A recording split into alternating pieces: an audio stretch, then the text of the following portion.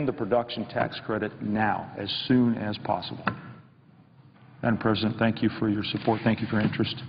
I yield the floor. Madam President. Senator from Maryland. Madam President, I ask for unanimous consent for 10 minutes. Without objection. To address the Senate. Madam President, this morning, last night when I went to sleep, I was going over in my mind the speech I wanted to give here today, which is an important day in the history of American space program. It's the day that President Kennedy challenged us to go to the moon and to land safely on the moon and to return safely as well. When I woke up this morning, I woke up to just terrible news, to learn that our ambassador in Libya had been killed by a mob. And so we've lost Ambassador Chris Stevens. We lost 3 others at the American embassy in Libya, and it is a terrible tragedy. And at the same time yesterday, our embassy in Cairo was stormed, but thanks to the vigilance of its leadership and our wonderful Marine Corps there defending the embassy, we lost no one in Cairo. But, Madam President, I first of all want to expand to all of the families who lost someone in Libya overnight my extreme and definite condolences and sympathy.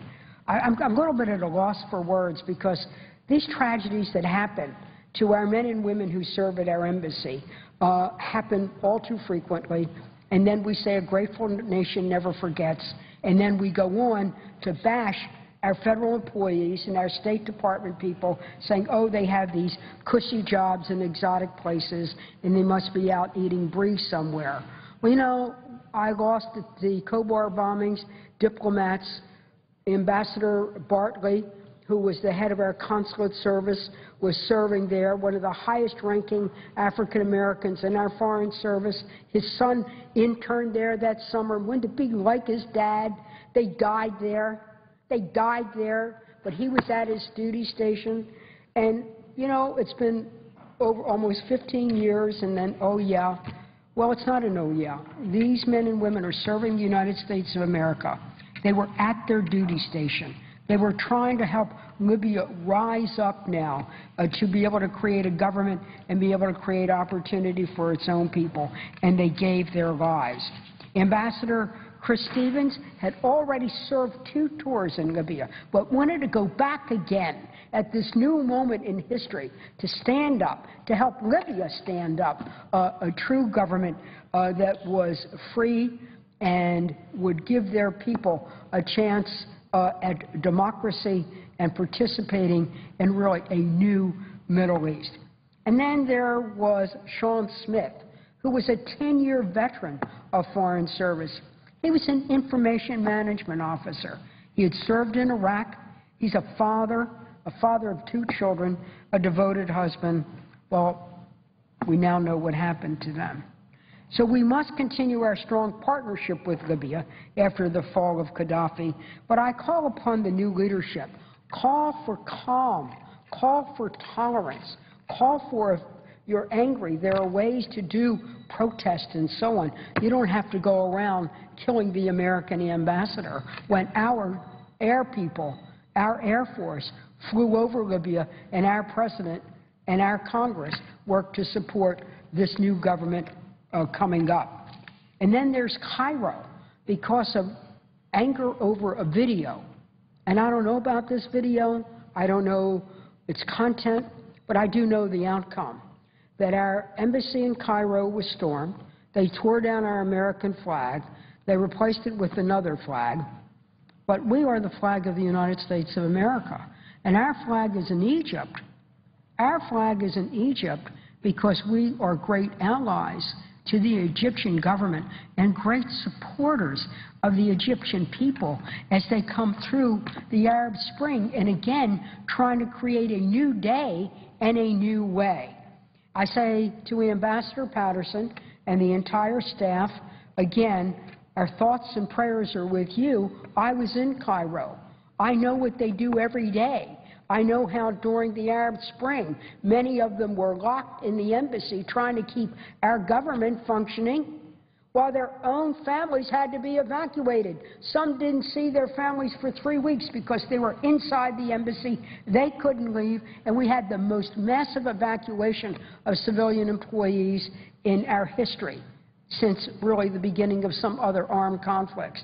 So I say to those embassy staff, both our wonderful Ambassador Ian Patterson, but to a lot of the little people who work at the embassy, the people who keep the commercial commerce office open, the people who are doing the wonderful work with NGOs to show them how to work to build a free and new kind of society, and also to the foreign nationals who work in our embassy. So we think about you.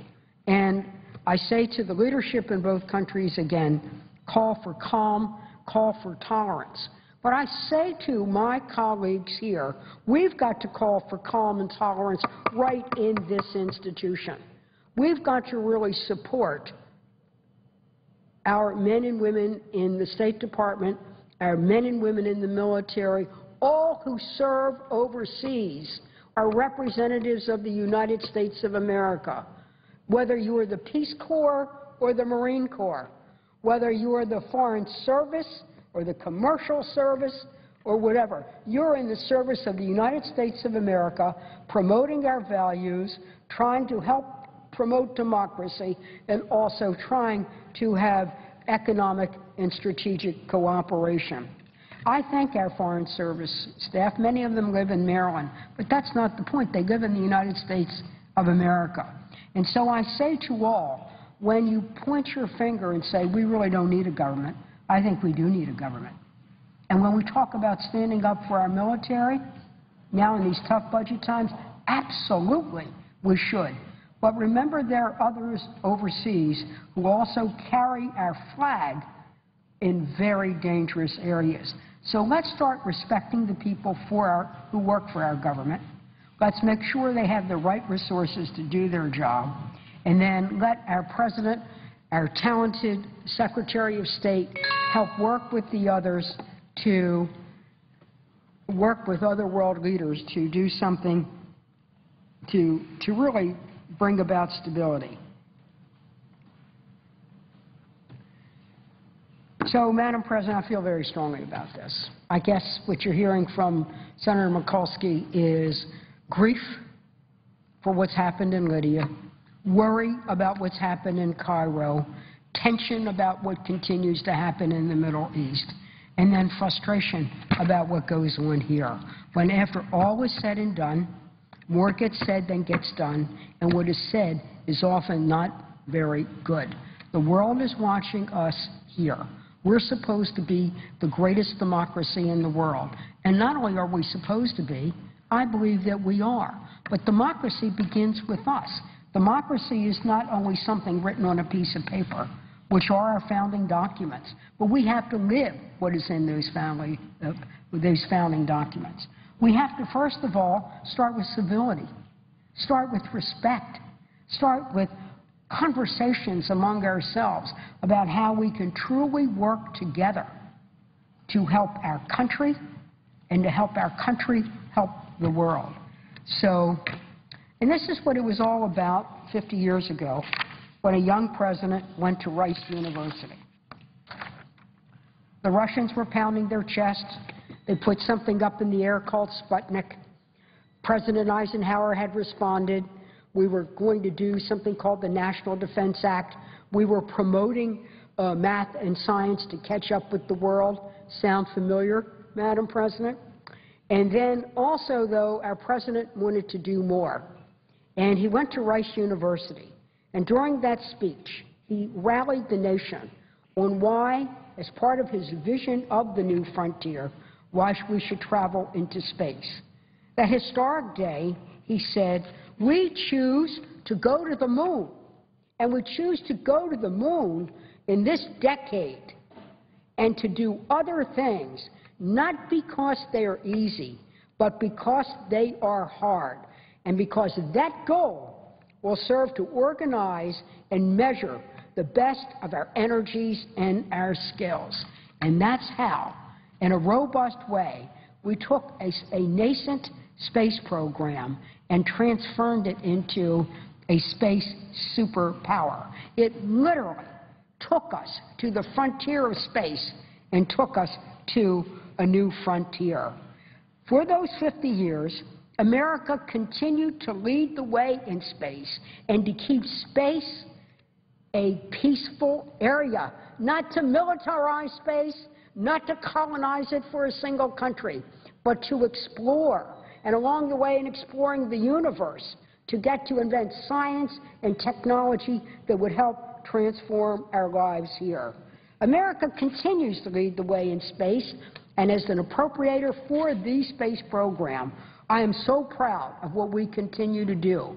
What we continue to do in the area of space exploration, space and space science. Look at where we are now. We are right up there in the space station. We have completed its development. We're going to do new research that's never been done before, and we're part of our wonderful, gallant astronaut program. And at the same time, we've invented new technologies to explore the universe. The Hubble telescope, where its work is located here in Maryland, both at Goddard and the Space Telescope Institute. And most recently, we landed Curiosity on Mars, a robot the size of a Mini Cooper that will tell us so much about our nearest neighbor. As President Kennedy might say, we sent Curiosity to Mars not because it's easy, but because it's hard, and we really are curious. Over the summer, we lost two of our great people, two of our great astronauts. We lost Dr. Sally Ride, the first woman to go into space, for whom we so admired. And then we lost astronaut Neil Armstrong, who on July 20th, 1968, took that giant step for mankind. Tomorrow at the National Cathedral, we will honor astronaut Neil Armstrong, and later on this year, we hope at the National Space Museum, we will honor Dr. Sally Ride. But we not only want to respect our astronauts of the past, we want to respect our astronauts of today and our astronauts tomorrow, and all of those wonderful young men and women who want to study space, who want to study aeronautics, who want to explore new frontiers of today and come up with new ideas that will lead to new jobs for tomorrow. You know, we keep asking NASA to do the hard jobs, explore that universe, protect this planet, make airplanes safer and more reliable, look beyond the reach of Earth and develop those new technologies. Search for extraterrestrial life out there. Maybe it is, maybe it isn't. Study Earth as if it were a distant planet. Maybe there's intelligent life on Earth. Let's look for that, and let's look for it right here. We need to continue to broaden our reach, to go beyond low Earth orbit, and to also continue our research. This year, in a unique, bold partnership, a commercial space thing, a private company, SpaceX, sent cargo to dock with the International Space Station. No private company and few nations had accomplished that. By this time next year, SpaceX will be joined by another private company, Orbital Science, which will launch here from the East Coast, Spaceport Wallops. Though located in Virginia, it's a Maryland-Virginia cooperation. How exciting. Our future in space will be built on innovation and discovery, whether it's commercial rocketry, whether it's the James Webb Telescope that will take us well beyond the work of the Hubble, or new technologies, fixing satellites, or again, that mission to planet Earth. New technologies don't just happen. They come from American ingenuity, but they're built on investments. They made America great, and they made the United States nation someone to be worth imitating. Madam President, much is said in the last several weeks about an exceptional America.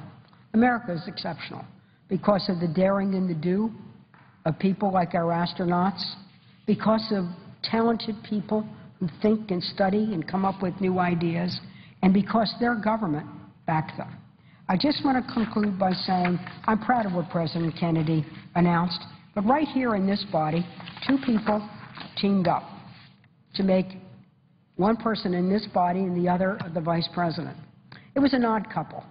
Their names were Vice President Lyndon Johnson and they were Margaret Chase Smith. Margaret Chase Smith was once the longest-serving woman in Congress. I now hold that record. Margaret Chase Smith from Maine was a devotee of the space program. President Kennedy set the goal. He gave it to Lyndon, his vice president, to make the goal into a reality. He turned to Congress, and Margaret Chase Smith helped carry the weight of the Congress to put in the right policies and the right funding. Isn't that a wonderful story? And it's a wonderful story that we need to take with us, that when we work together with our president, when both parties work across the aisle, that's the new frontier that takes and keeps America an exceptional nation. God bless our President Kennedy, all of the astronauts that risk their lives, and everyone who works to create these new frontiers. I yield the floor. And I note the absence of a quorum. Clerk will call the roll. Mr. Kaka.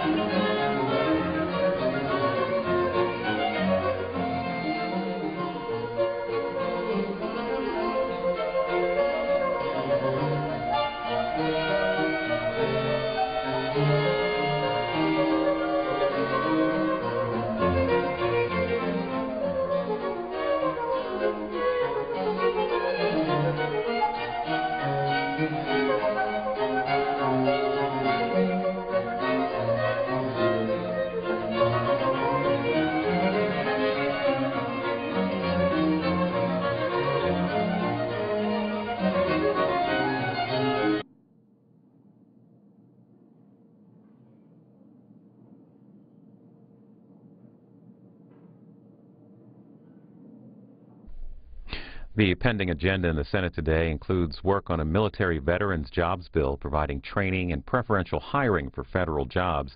Actual debate on the measure expected later today. We've heard several lawmakers make remarks about the deaths of the U.S. Ambassador to Libya, Chris Stevens, and several staffers. President Obama came to the White House Rose Garden just a short time ago to comment on the deaths.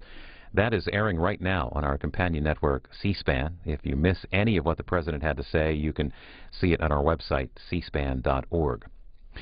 While we wait for more action on the floor of the Senate here, we'll take you to a Senate Judiciary Committee hearing from this morning reviewing the Supreme Court's decision over voter ID laws.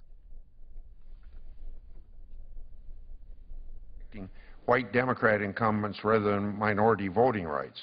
Would you elaborate on how courts are interpreting the act to improve the re-election prospects of white Democrat candidates rather than enhancing the right of minorities? Yeah, the recent Texas decision exemplifies how Section 5 is no longer about protecting minority voters, either their access or ability to elect. It's about protecting the Democratic Party because that's the party that minorities disproportionately support. So you had this bizarre decision in Texas where Lloyd Doggett, a white Democrat, in a district that was 9% black and 25% Hispanic, overwhelmingly white district, couldn't be affected in his district simply because minorities, the Hispanics and blacks, tended to support him in general elections. So now we've gone to a system where every time that minorities, although they're a complete minority of the relevant jurisdiction, support one political party, then the federal judiciary has to intervene on behalf of that political party and protect its electoral fortunes. That's unconstitutional, and it surely shows that Section 5 has very little to do with protecting unequal opportunities against racial headwinds and has turned into a partisan preference scheme, which is yet another reason that it's outlived its usefulness and I suspect will be struck down by the Supreme Court. Mr. Chairman, could I ask one question of Ms. McNamara? You testified that voter verification and purges are, quote, far more likely to disenfranchise properly registered voters than to correct errors. But you've not addressed the danger of diluting the votes of eligible voters by allowing ineligible votes. Iowa recently adopted a procedure for verifying voter eligibility that provides a high level of due process before someone can be removed from the rolls. This transparent and fair process enjoys strong bipartisan support, including our lifelong Democrat Attorney General has publicly stated that it protects eligible voters while rooting out ineligible voters. What evidence do you have that Iowa's bipartisan procedures disenfranchise proper voters? Senator, I apologize that I am not familiar with the specifics of the Iowa statute, so I can only address the general evidence that we have seen, which is that these purges are not necessarily based on very good data, and that we are seeing eligible voters, many eligible voters. Florida is a prime example of many eligible voters that are being stricken from the list or being asked to prove that they are who they are, usually frequently within a prohibited time before the election. The League supports, obviously, the integrity of the system. We want these lists to be accurate, but we believe that existing laws are adequate to address any issues if properly used and in the proper time frame, and we trust our election officials to be able to do that. Could I ask you to respond in writing, then maybe to looking at the Iowa situation and respond in writing to that? Certainly. Thank you, Mr. Thank you. And you know, I should note that it's not so much the money, but it's also the concern about where the money comes from. We had discussion of the Washington Post or the Washington Times endorsing somebody. Do they have that right? Of course they do, but we also know who's endorsing them. When we see huge ads from the Committee for Holiness and Light and Clean Air, and it's really run by corporation polluters are us, you know, it could give you a different view. One of the reasons a number of us want the Disclose Act, which has been filibustered, is that at least know where who's paying for it? Who's paying for these ads that we hear all the time? It might make a difference. Senator Coons. Thank you, Chairman Leahy. Thank you for calling this important hearing on the most fundamental right that Americans have worked so hard for and fought and died for, which is the right to vote and to participate in our legislative process, a free, fair, and open process. I just yesterday had the chance to host the Chief Justice of the Kenyan Supreme Court, Willie Mutunga, who is literally risking his life for judicial reforms to ensure free, fair, and safe elections in Kenya in the upcoming year. And it was just a bracing reminder of how uncertain the path towards democracy is in other places in the world. I'd like to open, Ms. McNamara, President McNamara, with you, if I could. In the 92 years of the League of Women Voters, you've done remarkable things to secure the franchise to Americans from the passage of the 19th Amendment. You just kept right on moving since then. And I found your written testimony really very compelling, really striking in the range of incidents and the details that you put on the table. I was struck by a particular quote. In actuality, you write, there is remarkably little evidence of voter impersonation fraud, which an ID requirement might block. The greater threat to the integrity of our elections is that restrictive requirements block eligible voters from voting, and there is clear, and I would suggest widespread, evidence of that problem. I have constituents who tell me emphatically every day that voter impersonation fraud is widespread, is a major problem, dilutes the vote of registered American voters. To what do you attribute this fundamental misunderstanding about the facts? And in Florida, what evidence was there that the Florida voter registration law was in fact a bona fide attempt to combat voter fraud versus evidence that it was just a pretext and the law was actually aimed at preventing the expansion of the franchise in Florida? Well, answering the last question first, the Florida restrictions there was no logical reason to be insisting that third-party registrars or volunteers like members of the League of Women Voters return completed forms within 48 hours. And it was the 48 hours that was triggering whether or not fines would apply, and very, very costly fines if you're considering a volunteer organization such as the League.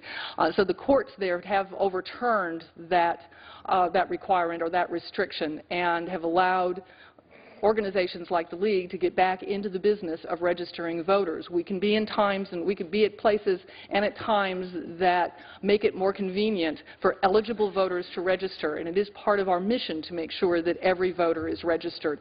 As you point out, for 92 years we have been seeking out or researching laws that either made it either more difficult or less difficult for voters to register and vote, because we understand, based on our own history, what it's like not to have a voice in our democracy. In terms of voter impersonation, our volunteers are in all 50 states. We do pay attention to the way elections are run. It is something that is of great interest to the League of Women Voters. It's something that we have studied and we are familiar with and have been for many, many years. And we have seen little to no evidence of this kind of voter misbehavior, nor have any studies that we are familiar with confirmed that there is any kind of a widespread problem.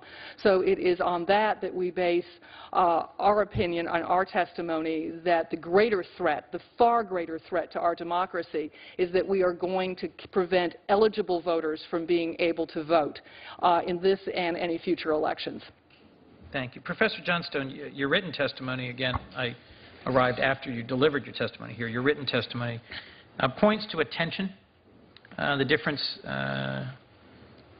shown by the Supreme Court, the amount of deference shown in the Crawford voter ID case from Indiana as opposed to the alleged suspicion shown by the Supreme Court towards Congress in the Citizens United case. What do you think explains this difference in approach, and in particular, in the Voting Rights Act context? Why would you think the Supreme Court wouldn't be poised to show great deference when Congress reauthorized the Voting Rights Act, I think by a vote of 98-0 in 2006, and instead show great deference to the Indiana state legislature? Senator Coons, I think double standards go both ways, and so that's nothing, there's nothing improper. I'm not accusing them of having a double standard. They apply different standards. The question is, what reasons do they give for applying that different standard? And they have not yet given reasons for why they might defer on laws that impact relatively underrepresented people and be suspicious of laws that impact relatively well-represented people. I hesitate to explain it. I think, though, that with the Voting Rights Act, you have the perfect example of an extensive factual record developed here, overwhelming approval, not just by Congress, but majorities of every delegation of the states subject to the preclearance requirement. If that political process can't be trusted to express Americans' constitutional values through this Article I body intended to express it, I don't know what would. And so if that act is subject to suspicion, it's very hard to understand when Congress is acting within its authority to develop facts and reflect the constitutional judgments of the American people. If I might, with one more question, Professor, just in the context of developing facts and the value of a factual record, the Supreme Court didn't provide Montana with an opportunity to show how its particular history, its pronounced and well-documented history with corruption might have given rise to a sufficiently important governmental goal that might have justified some limitation on the fundamental free speech right at stake. Could you offer that today? Well, I think we've offered it in its history. One of the problems both with Montana's Corrupt Practices Act and the Voting Rights Act is that they are effective. And so we have not had this widespread racial discrimination in voting rights. We have not had deep corporate corruption in Montana for a century. Why? Because the people of Montana got it right. I think it's very difficult when you have a court being suspicious of that process and these legislative judgments for a state that has enjoyed the benefit of its laws for a century to try to explain what's going to happen next. Unfortunately, I think now we'll find out. Thank you, Professor. Thank you, Mr. Chairman. Thank you. Next, we're going to Senator Whitehouse. I note that we have written testimony from Dennis Lieberman, excuse me, Dennis Lieberman and Tom Ritchie, two former members of the Board of Elections of Montgomery County, Ohio. They were fired for trying to maintain early voting on the weekends to provide greater access to thousands of individuals who, because of jobs, family responsibilities, might not be able to vote during the work week. I commend them for saying their principles. Will put their full statement in the record. Senator Whitehouse. Thank you, Chairman. Thank you for holding this important hearing. Let me follow up on what Professor Johnstone said about we will find out. I'm of the view that the Citizens United decision was an epic error by the Supreme Court, one that will probably have a similar reputation in history as decisions like Lochner versus New York. There is bipartisan sentiment that this was a mistake. Senator McCain has called the decision uninformed, arrogant, and naive. There are innumerable things that I think are problematic about it. The fallacy of independence between the so-called independent expenditures and the campaigns, the fallacy of disclosure, that people would know who was behind this, have both been made apparent by results since that decision. But there was also an important oversight in the decision, and that was to forget the threat of corruption that can happen when you have these massive potential expenditures which don't actually need to be made in order to have an effect. The worry that I have is the special interest that comes into a member of Congress and says, here's the ad we're going to run. Here's our 30-second spot that trashes you. Immense amount of the coverage that's been done since Citizens United has been negative advertising because you can hide behind a phony screen organization so nobody actually takes the hit for the negative advertising, whereas a real organization or a real candidate or a real person has to pay the consequences of negative advertising. So you come in, you've got this complete trash negative ad, and you say to the member of Congress, I can put $5 million behind this ad in your next election or not. And whether we do or not depends on how you vote on this bill. We'll be watching. See you later. No trace of that. No law enforcement trace, no reporting trace, no ad even on the air, potentially, to trace. And I worry about the danger of corruption. I particularly worry about it in the context of the fallacy of disclosure.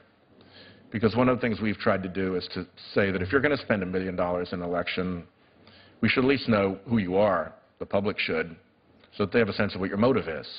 Because if you're spending $1 million or more in an election, you probably have a motive.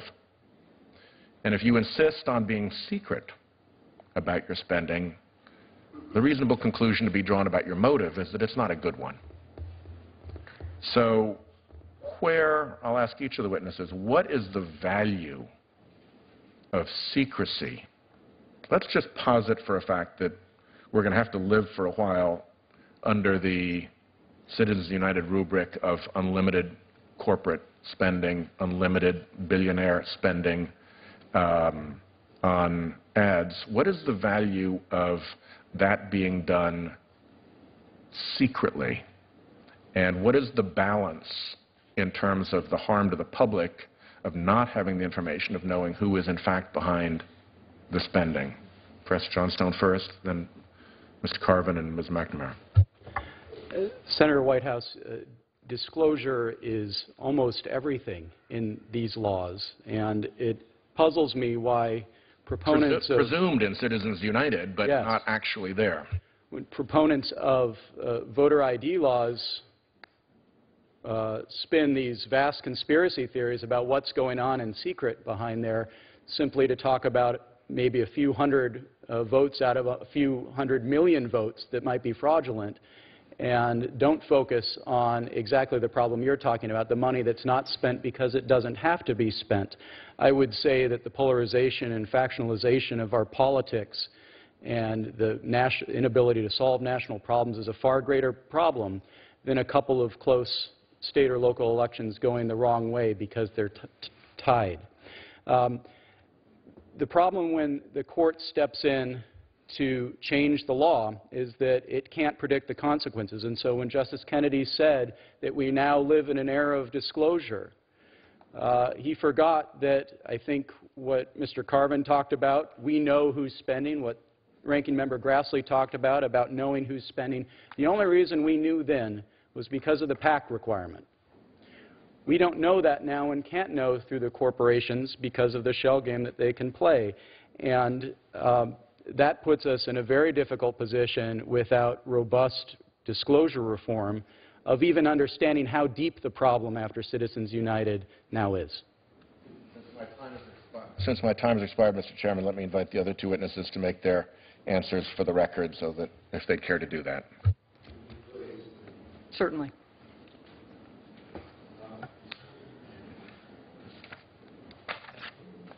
I'd be happy to yield at least some of my time so that the other witnesses can make those statements now, because I think Senator Whitehouse's question is very well taken. I agree that we're taking out of my time, not yours. So I know Mr. Carvin. The value of secrecy, Mr. Carvin. Always answering questions, and I know Ms. McNamara does, and so if you could follow up on what Senator Whitehouse's question. Thank you, Senator and Chairman. Yeah, I think there's a lot of confusion about the disclosure requirements. As you probably recall, Citizens United upheld the disclosure requirements as fully consistent with the First Amendment. All it struck down was the ban. So Citizens United did not in any way engender secrecy or add to it. The super PACs that... No, it was just mistaken about whether or not there was, in fact, a regime that would allow for disclosure. They were just plain wrong factually on that. It wasn't a legal error. It was a factual error, and it's been proven by the results since then. I think you're probably referring to the 501c4s don't have to disclose their donors. Those were not at all at issue in Citizens United, and it's important we keep our facts straight here. Yeah, but what the Citizens United presumed was that there would, in fact, be disclosure, and they were wrong about that. No, they presumed because they did not understand the way this would operate in practice. They didn't make any factual presumptions one way or another. They noted that the law required disclosures by corporations engaging in independent expenditures, which was the only issue in front of the court. There are other entities that make disclosures that are not corporations. Super PACs, they're PACs. They need to disclose their donors, and as we've seen, corporations are not giving to super PACs. Finally, there's C4 organizations. But the value of secrecy is my question. Yes. What is the value of secrecy to $1 million contribution? As I understand what the decision that the Senate has made for well over 2 centuries is that C4 organizations engaged in public policy don't need to disclose their donors. Those are the only entities that don't, and that's because their principal purpose is not being involved in electioneering communications. And has that proven, has that proven to be factually the case? Well, obviously, the Senate was right in terms of not requiring the disclosure. So, no, they didn't get disclosure if they didn't require it, so I'm not at all sure what we're talking about here. If the Senate wants to change the law that's existed since C4s have existed and require disclosure of those donors, I think it's probably constitutional under Citizens United. The policy argument against doing it is the same argument that the Supreme Court noticed in a different Buckley decision and when states have tried to require people who are collecting petitions to disclose their names. And the idea is that they could be subject to intimidation. I'm not taking a view on that because it's not a constitutional matter. I will point out that there has been a campaign of intimidation against any corporation that gives to an organization that engages in politically incorrect activity, most notably, for example, corporations that support candidates who are against gay marriage. We saw literally death threats for people who had given money to the Proposition 8 campaign out in California. I'll leave it to this august body to decide how to weigh the virtues of disclosure against the negatives of intimidation. So you are agnostic. I'm not suggesting. You are agnostic on whether a $1 million contribution to a political election should be disclosed. That is as I understand it, So let me go on to Ms. McNamara then. We, of course, see no value in secrecy, particularly not from the point of view of the voter. The voter needs all the information that he or she can get in order to weigh the messages that are being sent, in order to make up their own minds about who to vote for. And we have supported disclosure and the Disclose Act now for some period of time, or since Citizens United. In terms of the impact, we are, of course, very, very concerned about the impact of this money because of the negative and often misleading advertising that it is purchasing. And as I said earlier, anything that undermines or that discourages participation, and we believe that this onslaught of advertising has been shown to discourage participation, undermines confidence in the system. And above all, Americans need to have confidence that their election systems are free, fair, and accessible to all. Let me thank my colleague, Senator Blumenthal, and the chairman for allowing that extra time. I appreciate it very much. Thank you, Mr. Chairman. Thank you for having this hearing, which I think is not only profoundly important, but also obviously very pertinent, and each of the 3 witnesses for being here today. And particularly, Ms. McNamara, your very compelling and powerful remarks about the impacts of the voter ID laws. And you characterize those laws, I think correctly, as the greatest self-inflicted threats to our democracy, our way of governing in our lifetimes. I would differ only in feeling that they are not only threats, but very likely injuries and wounds that we will see shortly. And the disproportionate impacts of those voter ID laws are, I think, disenfranchising not only to the individuals and groups, the elderly, the poor, racial and ethnic minorities, the young, disabled, and most egregiously our veterans who have fought and served and sacrificed to preserve those very freedoms that now we are perhaps inadvertently denying them, which I think is an outrage. And I would like to ask Mr. Carbon, do you believe that these voter ID laws are necessary to prevent or forestall fraud? And if so, where would I look for the really authoritative or documented evidence that this threat of fraud justifies these very serious potential infractions on the right to vote? Yes, I do think it's a very serious threat when somebody votes in somebody else's name or votes twice, because after all... Well, I agree with that. I'm sure you but do. Where's the evidence that it's happening? Well, I'd have to agree with Justice Stevens and Crawford that pointed to various instances where it is, and I'd have to agree with former President Jimmy Carter on the Carter-Baker Commission that said this was a necessary... But where would I look, and I apologize for interrupting you, but I know about other opinions on this issue. Where would I look for the empirical evidence, whether studies that show numbers, dimensions, scope, magnitude of the problem that justify on a rational basis this kind of threat? May I respond at two levels? Sure. First of all, in terms of the sources, again, Carter-Baker would be a very excellent starting point. There's an excellent book by John Funn called Who's Counting that walks through it as well. And then, but I think the essential point to recognize is, of course, you're not going to have documented instances of fraudulent voter ID because you don't ask for voter ID. The analogy would be is if this Congress was thinking about saying, we're going to check all bags coming through customs, and somebody stood up and said, well, you know, there's no evidence that people are smuggling.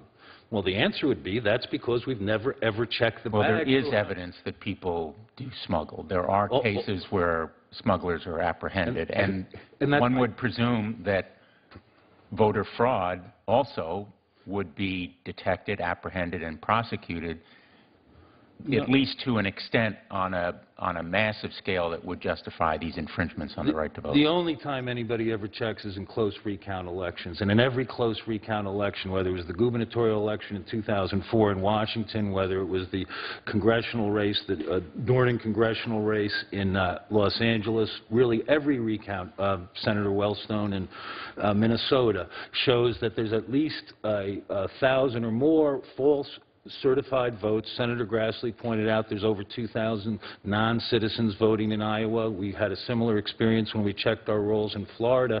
So every time anybody bothers to look, we find out there is a lot of unqualified voters voting.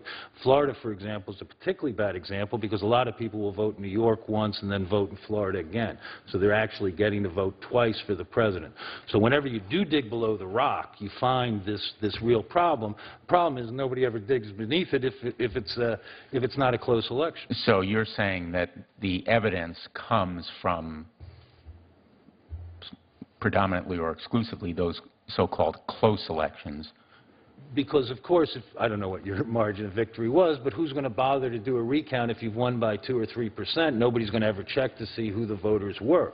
But sure, there's documented instances when it is looked at. Brooklyn, but one would presume if there were conspiracies or movements or plans to vote in numbers fraudulently, which presumes an intent to violate the law, not just mistakes that occur when someone puts down the wrong address or votes in the wrong district, that those kinds of plans or intentional violations of the law would be in some way detected even in non-close elections. I don't know that conspirators generally wander around saying I committed a felony, particularly when you're talking about inner-city jurisdictions like Cook County, when half the time the poll watchers are just as much involved in the fraudulent scheme as the people who are casting the false votes. So you may have a different experience in Connecticut. I don't know that people are out volunteering that they've committed felonies as in the normal course. Well, let me ask then a different question without reaching a conclusion, because I do differ with you as to the extent of the problem. Do you agree with Ms. McNamara that the impacts of these laws fall disproportionately heavily on those groups that that have been mentioned, the elderly, the poor, racial and ethnic minorities, disabled, and even veterans? Not really. For two reasons. One is if you look, for example, at the most recent Texas litigation, the court that struck down the voter ID law found that there was no reliable evidence that it fell more harshly on Hispanics and blacks. South Carolina, I think the distinction was about 1.6%. Georgia, they found no racial disparity of any kind. I'd also point out that virtually every one of Ms. McNamara's examples occurred in a non-covered jurisdiction, i.e. jurisdictions that are not subject to Section 5 of the Voting Rights Act. This is yet another example of why Section 5's misguided focus and selective focus on the states that they have doesn't really reflect these problems. All of her examples, or just about all of her examples, related to states that were not covered by Section 5. Well, I want to thank you for your answers to my questions. Needless to say, I disagree with you. And again, thank you, Mr. Chairman. Thank you. I appreciate it, and I was not aware that 50% of the voting in Cook County is fraudulent, which you said that half the people, half the supervisors in Cook County are involved in such conduct, and I'm. Oh, no, may I correct the record? I certainly didn't mean to suggest that half the people were at Cook County. I was using the example from the 1960s. I thought it was relatively notorious examples of ballot stuff. I thought something I was going to notify the U.S. Attorney's Office that they should immediately move there. No, we don't want incorrect information or incorrect interpretations of my statement being used. Well, obviously, it's probably incorrect interpretation. You would know this so much better than I would, and I probably just couldn't keep up with your 50% reference.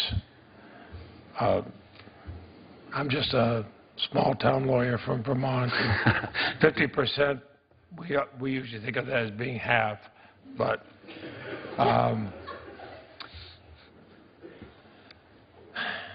I worry that this flood of corporate spending on elections, along with the new barriers to voting, really will affect the ability of individual Americans to participate. I worry whether it's corporations or unions or anybody else spending a lot of money, but I'd worry a lot less if we knew exactly who was spending the money. And when you come from a small state, as I do, you have an issue that involves anything from safety of a nuclear power plant to location of a development in what had been farm area. It is so easy to spend a few $100,000 with a different name than what the company that's going to benefit by this. And if people do not know who's spending it, to make it look like it's something from grassroots, that worries me a great deal. But I also wonder about how people like my parents, with some of these voter ID laws, how they've never even been able to vote. Now, Mr. Carvin mentioned people would vote in New York and then go to Florida and vote second time. I have not seen reports of that. I'll take your word for it that you must have empirical evidence that that's happened. If that is happening, then if I were you, I'd report it to the authorities because it would be criminal, and none of us would agree with it. But I hear a lot. I know we're spending millions of dollars to stop voting fraud, and I worry that it's being spent not because there is fraud, but to stop people from voting. I'd much rather see millions of dollars spent for everybody, Republicans, Democrats, everybody else, to get out and vote. We've had elections in my state where I've done ads urging people to vote whether they're voting for my opponent or voting for me, but to get out and vote because I thought it was the right thing to do. Anyway, I appreciate the time everybody's taken, and I thank you very much. I'll keep the record open should you wish to add anything to your testimony. Thank you.